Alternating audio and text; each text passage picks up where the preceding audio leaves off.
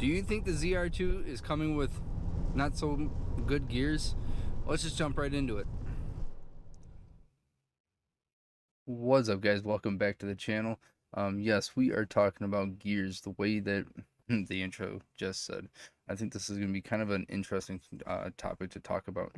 And I think it's kind of one that is not really being talked about very much. Is why that the ZR2 and the ZR2 Bison are coming with the same exact gears, which is a 432 to 1, and so is the standard. I got circled right here, and the other one's right down here. Final drive is your your gear ratio, which I don't really know why Chevy ended up going with a 432. It's kind of weird. Usually an off-road vehicle, stuff like that, you're gonna want a kind of a higher gear, like a 410 to, I see now that the Jeeps are being able to come out with a 456, which is incredible. If they would allow me to upgrade to a taller gear, I think that would have been a lot better.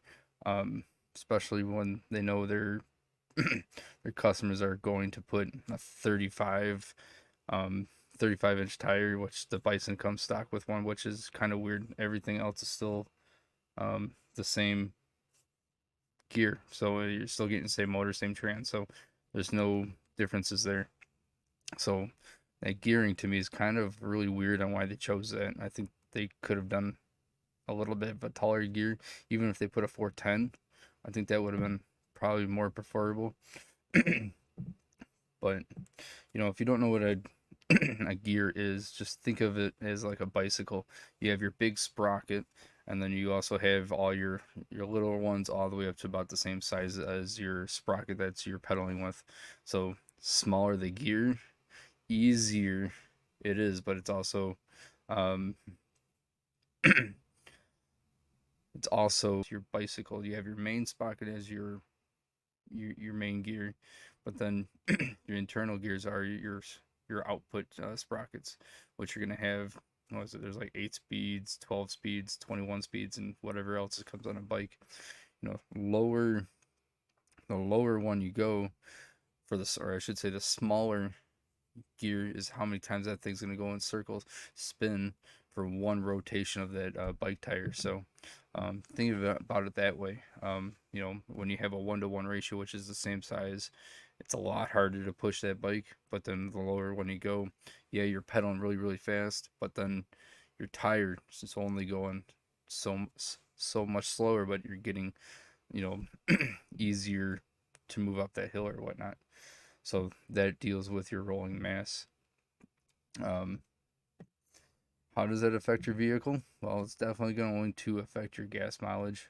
If you don't swap out your gear and you put a bigger tire on there, it's going to affect um, your fuel economy, your wear on parts, your acceleration, your torque, your towing capacity, and your transmission will be hunting for gears. So if you swap out gears, you can make that a lot easier, and whatnot. So I think that will definitely come into play, especially when people start putting 37-inch tires on their Chevy. So that's really a nice simple. Oh, and then the price. Let's talk about the price. It's definitely a little bit more expensive to swap out gears. That's why I really wish maybe Chevy gave you the option to put a bigger gear in right away, which would have been perfect since Jeep is allowing their customers to do this. Um, I know when I had my Gladiator, it was $2,100 for lifetime warranty and parts. So, which was awesome. I mean, yeah, it's kind of expensive, but for um, rear axles, it is definitely a lot easier than it is a front suspension or independent front suspension, because the rear axles is basically the same. Pull the shafts out, pull the pull everything out, but then they have the front is where it gets expensive, which I've been seeing that prices are around $33,000, $4,000, which is pretty expensive, but you're definitely going to save yourself more headaches down the road by doing it that way. So yeah, I'm not sure why they would do that. So I'm kind of curious on that. But then on top of that you paid for, you have to buy kind of like a tuner. It just basically tells the computer system what size tires and gear ratio you have. So on top of that, it's probably around another $200 to $300 just for that little module and whatnot. So um, definitely, it's an investment. So um, yeah, I'm not sure why they went with a 342. And I don't think that, like I said, I don't think this is very well talked about. And when the you're not really gaining, you're not gaining a gear.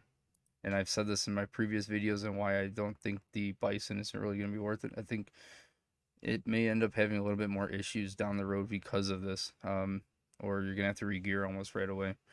Um, I'm not planning on regearing the my ZR2 right off the bat. It'll probably be about a year because I want to do everything for the first year right off the bat stock and then kind of just upgrade it slowly but surely. I know I'm going to put probably another rooftop tent and just a little things here and there, but nothing too spectacular until after the first year.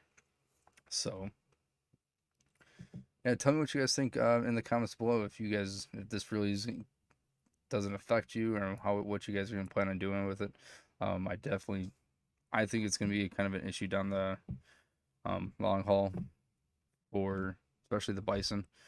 Um, for pushing a 35-inch tire, which is still a heavy tire. So, um, yeah, leave me down in the comments down below. If you like this video, hit that like and subscribe. I'm gonna try to keep this video kind of nice and short. So I'll catch you guys on the next one. Peace.